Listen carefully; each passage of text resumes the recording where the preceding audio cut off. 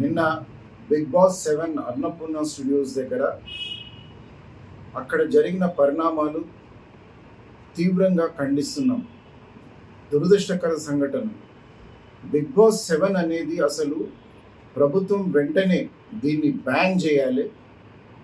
Ban చేసి దాని నిర్వాహకులు ఎవరైతే చేసిండ్రో దానిపైన కేసు పెట్టాలి. ఇది మంచి పద్ధతి కాదు.